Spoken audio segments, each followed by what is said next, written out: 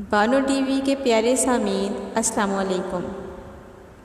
Video شروع کرنے سے پہلے میری آپ لوگوں سے گزارش ہے، اگر آپ میرے چینل پر نیو ہیں تو میرے چینل کو سبسکرائب کر لیں اور آل نوٹیفیکیشن کا بٹن دبا لیں تاکہ آنے والی اپڈیٹ آپ کو ملتی رہے۔ وہ دونوں کلاس فیلو تھے۔ لڑکی پوری یونیورسٹی میں خوبصورت تھی اور لڑکا تمام لڑکوں میں وجیح۔ دونوں ایک دوسرے سے ٹکراتے رہے اور آخر میں دونوں کو ایک دوسرے سے محبت ہو گئی۔ معاملہ رومیو جولیٹ جیسا تھا۔ دونوں کے خاندان ایک دوسرے سے نفرت کرتے تھے۔ شادی مشکل تھی۔ دونوں باعزت گھرانوں کے سعادت مند بچے تھے۔ یہ بھاگ کر شادی کے لیے تیار نہیں تھے اور خاندان اپنے اپنے شملے سے نیچے نہیں آ رہا تھا، لہٰذا معاملہ پھنس گیا۔ لڑکے اور لڑکی نے پوری زندگی شادی نہ کرنے کا فیصلہ کیا۔ یہ دونوں اپنے گھر میں رہتے رہے۔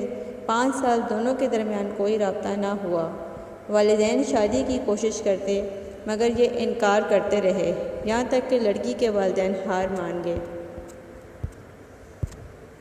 لڑکی نے لڑکے کو فون کیا۔ لڑکے نے فون اٹھایا۔ لڑکی کی صرف ہیلو سنی اور کہا، مجھے بتاؤ میں نے بارات لے کر کب آنا ہے۔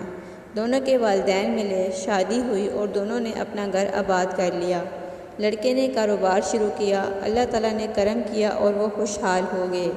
یہ شادی 20 سال چلی۔ اسی دوران 3 بچے پیدا ہوئے۔ خاتون کو اپنے حسن، اپنی خوبصورتی پر بہت ناز تھا۔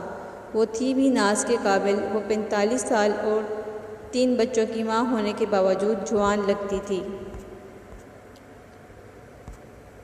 خاوند بھی روز اول کی طرح اس پر فریتا تھا۔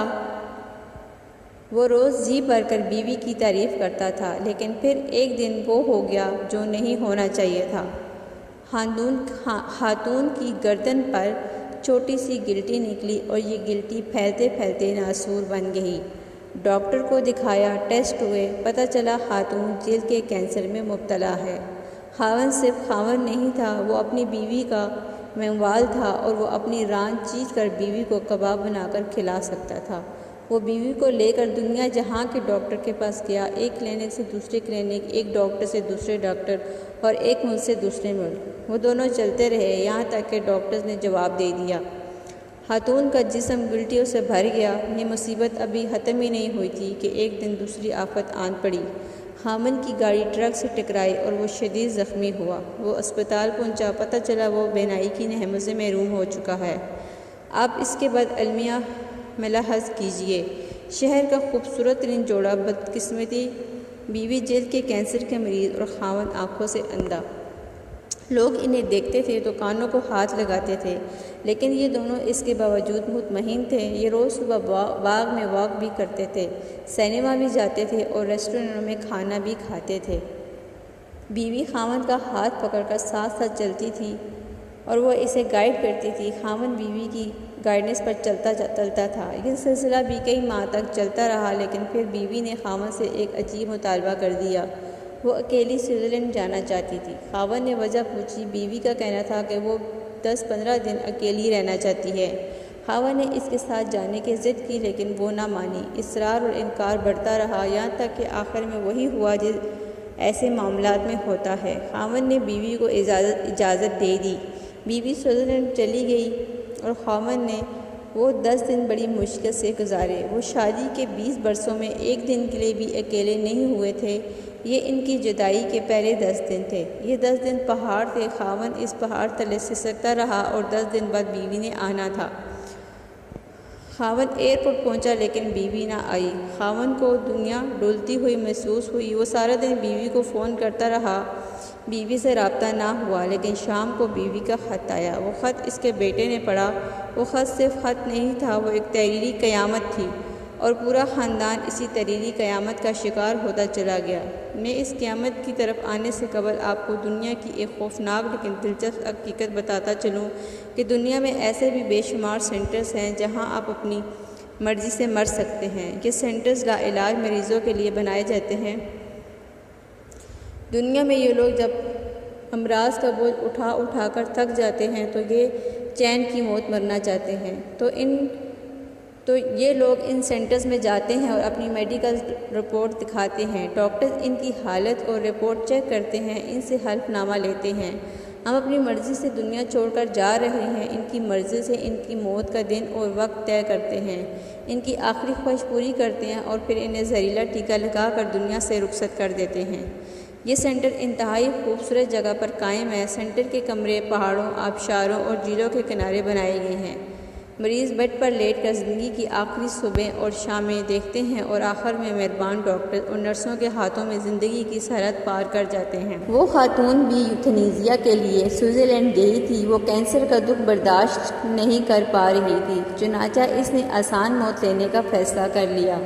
زندگی کے آخری 10 دن گزرے اور اس وقت اپنے لیے موت کا تعین کر لیا جب اس کی فلائٹ نے وطن کی مٹی کو چھونا تھا۔ ادھر فلائٹ اتری، ادھر وہ زندگی کی سرحد پار کر گئی تھی۔ خاتون کا آخری خط بیٹے کے ہاتھ میں تھا۔ وہ سسکیاں لے کر خط پڑھ رہا تھا۔ خاوند سر جھکا کر اپنی بیوی کا ایک ایک لفظ سن رہا تھا۔